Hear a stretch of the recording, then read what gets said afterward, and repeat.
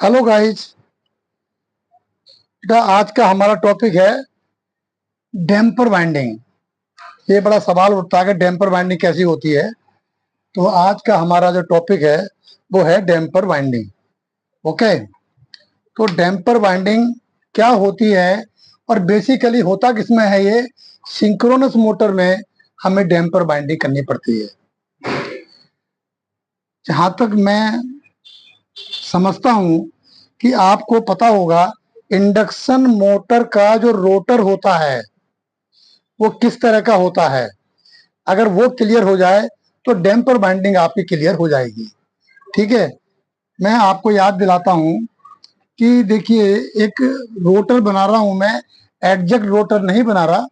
बेटा ध्यान देना कि ये जो हम लोग डायग्राम बनाते हैं या कोई भी डायग्राम बनाते हैं, उस डायग्राम को आप ड्राइंग के उसमें ना लो। बस आपको समझ में आना चाहिए कि मैं क्या बनाना चाह रहा हूं और क्या बताना चाह रहा हूं। सपोज ये हमारे रोटर का ये फ्रंट व्यू है। मैं आइसोमेट्रिक व्यू बना रहा हूं ताकि थोड़ा सा क्लियर हो जाएगा। ये देखिए, ठीक है, ये ऐसे रोटर बन गया। यहाँ बीच में साफट रहती है। ओके, ये साफट रहती है। इसके अंदर मैं अभी बात कर रहा हूं इंडक्शन मोटर के रोटर की।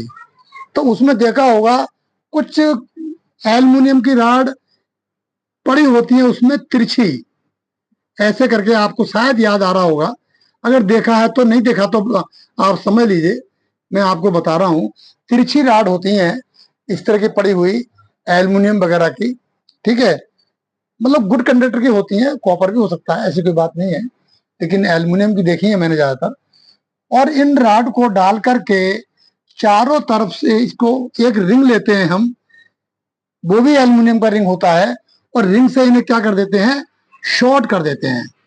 जितने भी राड हैं ये सबको शॉर्ट कर देते हैं, इन राड को उधर से भी और इधर से भी।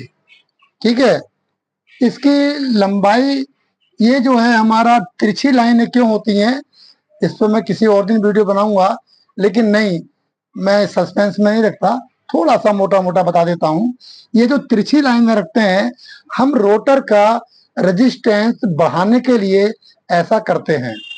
ठीक है, तिरछी लाइन करने से क्या होता है, रोटर का रेजिस्टेंस बढ़ जाता है। आपको पता है कि रेजिस्टेंस, अगर लंबाई बढ़ेगी कंडक्टर की तो रेजिस्टेंस भी बढ़ता है, डायमीटर बढ़ता है तो रेजिस्टेंस कम होता है।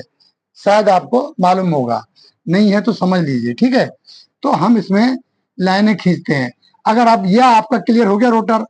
अब आ जाइए आप सिंक्रोनस मोटर के रोटर में। ये सिंक्रोनस मोटर के रोटर का मैंने एक पोल लिया है सिर्फ डैम्पर बाइंडिंग समझाने के लिए। क्लियर है?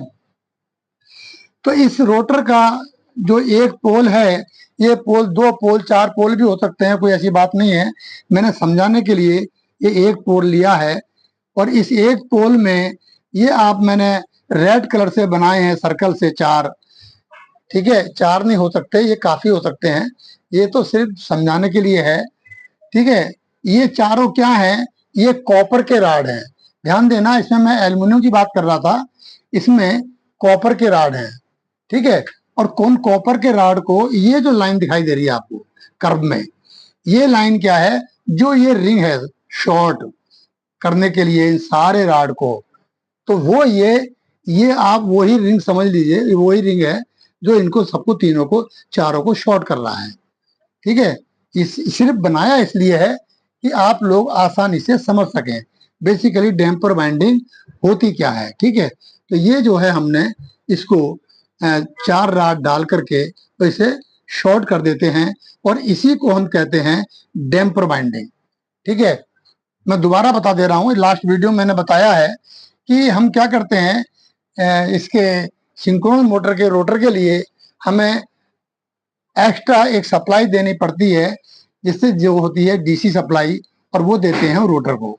ये रोटर की क्वाइल है, जितने भी पोल होंगे सब में ये क्वाइल होगी, और दो टर्मिनल बाहर निकले होंगे जिससे हम डीसी सप्लाई देते हैं।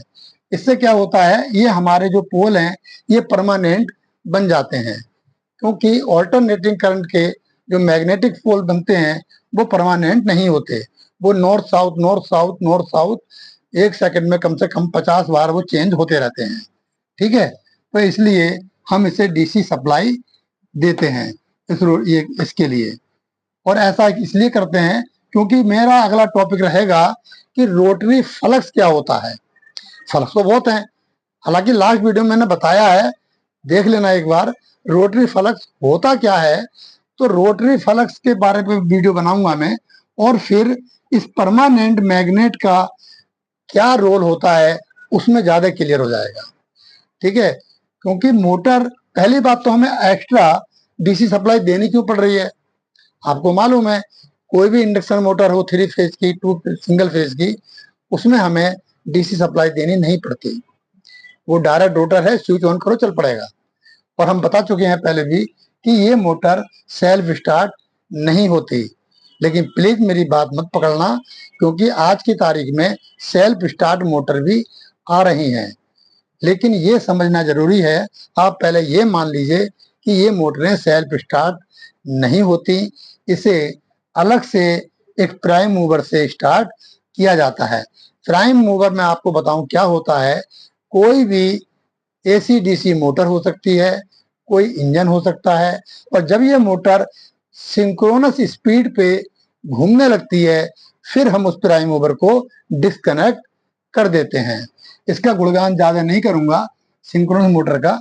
उसके बाद में फिर क्या होता है, फिर ये मोटर आराम से चलने लगती है, और चलती भी सिंक्रोनस स्पीड पे है। सिंक्रोनस स्पीड क्या होती है बता चुका हूं, लेकिन सिंक्रोनस स्पीड पे चलती है, और इसकी खासियत ही यह है कि अगर आपने लोड अपनी रिक्वायरमेंट से थोड़ा ज्यादा भी डाल दिया तब भी ये मोटर की स्पीड कम नहीं होती। आप समझो बात को, मैं क्या कहना चाह रहा हूं, इस मोटर की स्पीड स्लो नहीं हो सकती। हाँ, एक बात जरूर है, अगर ज्यादा लोड डालोगे तो क्या होगा, मोटर बंद तो हो जाएगी लेकिन स्लो नहीं हो सकती। इस मोटर की यही खासियत है। और एक और इसकी खासियत है कि अगर पावर फैक्टर मतलब cos फाई, आपको पता होगा cos फाई, अगर ये भी कम ज्यादा अगर होता है तो आप समझना तब भी इस पे कोई फर्क नहीं पड़ता। थोड़ा बहुत वोल्टेज भी ऊपर नीचे होगा, थोड़ा बहुत पावर फैक्टर भी अप डाउन होता है, मोटर की स्पीड पे कोई फर्क नहीं पड़ता। इन मोटरों का इस्तेमाल इंडस्ट्रीज में वहीं करते हैं जहां पे हमें कांस्टेंट स्पीड चाहिए, वेरिएशन बिल्कुल नहीं चाहिए, थोड़ा भी कम ज्यादा नहीं होनी चाहिए।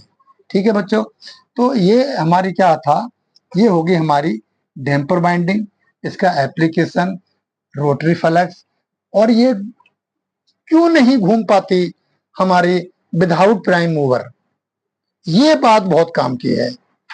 ऐसे क्या बात है जो ये मोटर पे बनी हुई, तो बस ये इसमें भी 3 फेज सप्लाई देते हैं हम, बस अलग से डीसी सप्लाई देते हैं, और डीसी सप्लाई देने के बाद भी नहीं घूमती है, तो इसे घुमाना पड़ता है पहले। ठीक है, उसके बाद में घुमाना पड़ता है, उसके बाद फिर जब ये सिंक्रोनस स्पीड पे घूमने लगती है फिर कोई प्रॉब्लम नहीं है, फिर तो प्राइम मूवर साइड कर दो और ये अपना घूमती रहती है। ठीक है, तो इसके बारे में हम वीडियो बनाएंगे बाद में। आज बेटा इसी आज के लिए इतना ही काफी है। ठीक है, नेक्स्ट वीडियो में मिलते हैं फिर, तब तक के लिए नमस्कार।